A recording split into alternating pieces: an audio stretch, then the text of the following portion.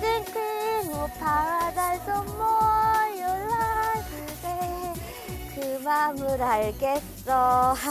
그래서 그만두는데 이건 누가 뭐래도 백조의 호수입니다. 제가 백조의 호수를 언급한 이유는 오늘 KC330 시그너스를 탑승하기 때문입니다.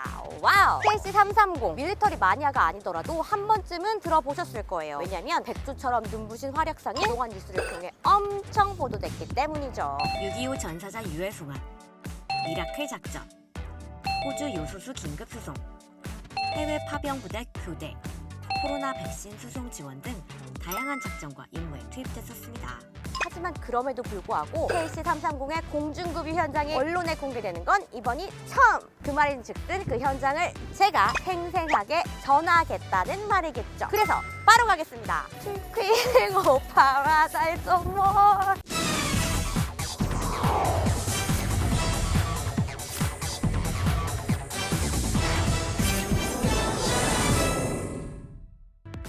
제가 가장 먼저 온 곳은 바로 제5공중기동비행단 261 공중급유 비행대대 브리핑실입니다. 공중급유는 고속으로 이동하는 항공기관에 이루어지는 작업이라 고도의 기술을 가진 전문가가 없으면 할 수가 없어요, 할 수가. 그래서 우리 장병들은 항상 공부하고 또 공부하는데요. 무슨 얘기를 하나 들어볼까요? 선적점이 흔들리지 않게 몸을 2도에 들어도 모르겠죠. 항공기의 중량과 무게중심에 기반한 연료량 계산, 임무 공역과 급유를 위해 각 전투기별로 만나는 공중급유 통제 시간, 공역 기상 등등을 논의한다고 하네요. 여긴 시뮬레이터 운영실입니다. 아까도 얘기했지만 공중에서 2대의 항공기가 근접 비행을 하며 연료를 공급하는 일은 고도의 기술이 있어야만 해요. 사소한 실수가 큰 비행 사고를 만들 수 있거든요. 이 훈련이 굉장히 중요한 이유입니다.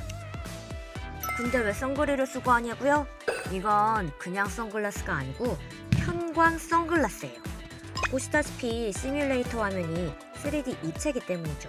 관련 내용은 이따가 다시 설명드릴 테지만 3D 입체 화면은 피급유기와의 거리를 보다 정확하게 알 수 있게 도와준답니다. 같은 시각 활주로에선 항공기 점검이 한창입니다.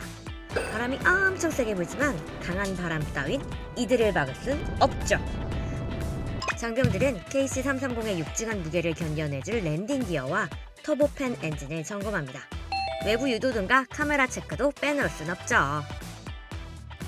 공중급유 장치인 붐은 매우 꼼꼼하게 살펴봅니다. 공중급유기의 급유 방식은 2가지가 있는데요. 하나는 붐막대를 사용하는 붐 방식, 그리고 나머지 하나는 프로브 방식이에요. 두 방식 다 장점, 단점이 있어서 뭐가 더 좋네만에 따지기보단 상황에 맞게 선택하는 것이 효율적인데요. 우리나라는 둘 다 있어서 이런 고민 안 해도 됩니다. 여기서 막강 퀴즈. KF-21은 어떤 방식을 쓸까요? 정답은 붐이에요!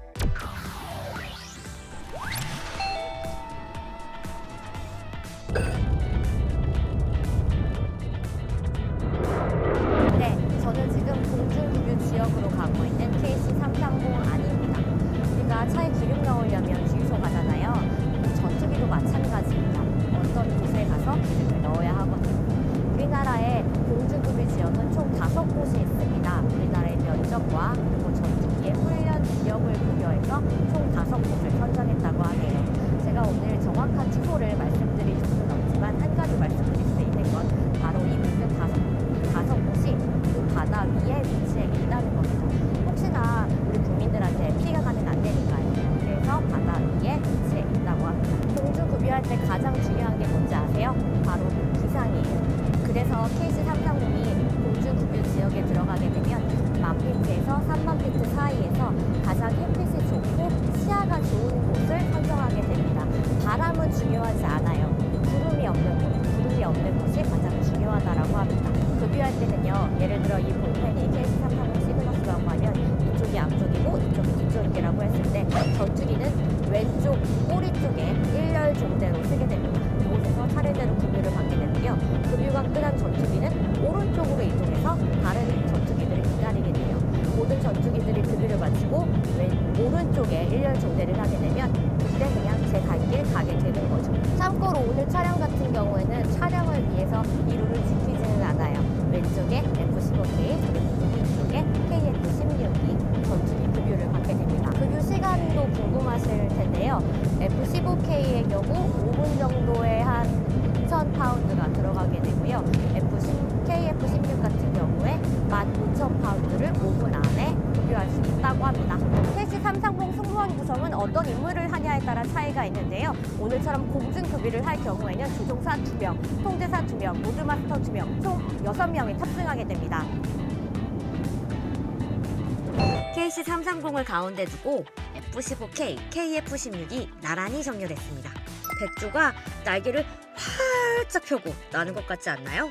F-15K가 KC-330으로 진입해 길게 내려온 붐을 향해 서서히 다가갑니다. 혹시나 해서 말씀드리는데요. 지금 상공 15,000피트에서 시속 530km로 나는 중입니다. 이게 또 감이 올 리가 없죠. 그래서 문과인 제가 환산이라는 아주 어려운 작업을 해봤는데요. 100m를 0.6초에 뛰는 속도랍니다. 저한테 20초에 뛰는 것도 엄청 빠른 건데 1초도 안 되다니 헐.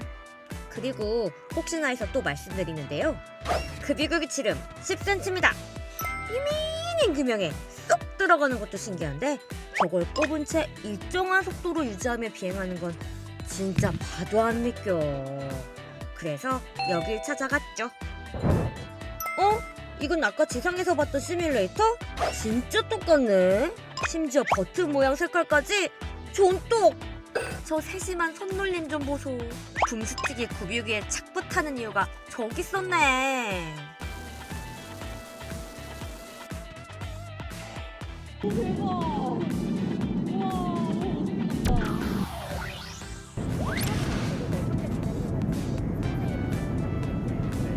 일단 저희 공중급유기가 그 임무를 하는 공역에 진입한 다음에 저희가 이제 공중급유가 가능한지에 대한 기상 파악을 먼저 하고 그 다음에 이제 피급유기를 불러들여서 저희가 이제 공역 안에서 통제해가지고 피급유기를 안전한 곳에 위치시킨 다음에 저희가 이제 붐이라는 공중급유 장치를 조정을 해서 피급유기의 리셉터클에 이제 컨택을 한 다음에 연료를 보내는 그러한 순서대로 임무를 진행하고 있습니다.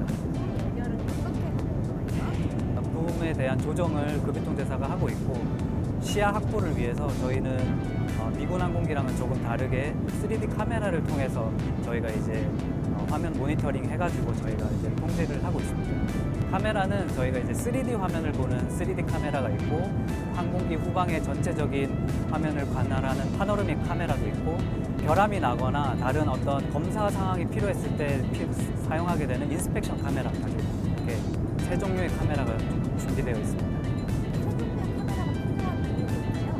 특히 공중급유 같은 경우는 그 공중에서 이제 3차원 공간에서 임무를 진행하고 있기 때문에 이제 다양한 종류의 카메라가 필요하게 되겠습니다.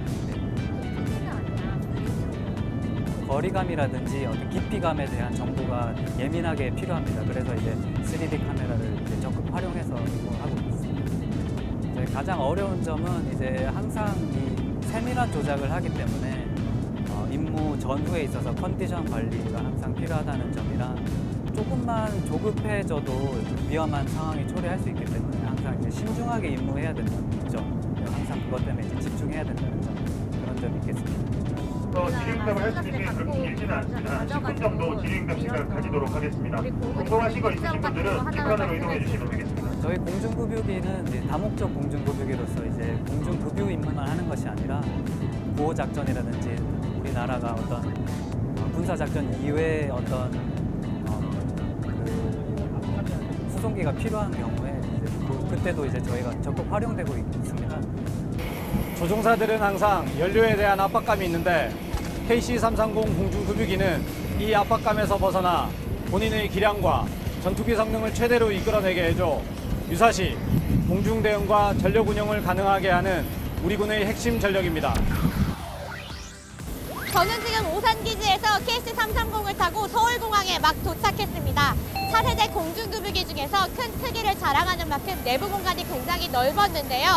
연료 탱크 공간도 당연히 크겠죠? KC-330 시그너스의 연료 탑재량은 24만 5천 파운드, 111톤인데요. 이게 또 감이 안 오니까 구체적인 설명을 곁들이면 F-15K 10대와 KF-16 20여 대를 급유할 수 있는 능력이랍니다. TMI 특기니까 한 개만 더 곁드릴게요. KC-330 시그너스가 없을 때 F-15K의 전투기 작전 시간은 독도 30분, 이어도 20분, KF-16은 10분, 5분인데요. 이 전투기들의 KC-330으로 공중급유를 한 번 하면 임무 시간이 1시간이나 늘어납니다. 이를 달리 말하면 카디지에 무단 진입한 항공기나 각종 우발 상황에 더 효과적으로 대처할 수 있다는 거죠. 마지막으로 급유 수송기와 관련한 외신 뉴스 알려드릴게요. 에어버스가 A310 MRTT 급유기를 사용해 드론에 급유하는 첫 번째 시험 비행을 완료했다고 밝혔는데요. 와우, 이렇게 되면 우리 시그너스 또 엄청난 미라클 만드는 거 아닌가요?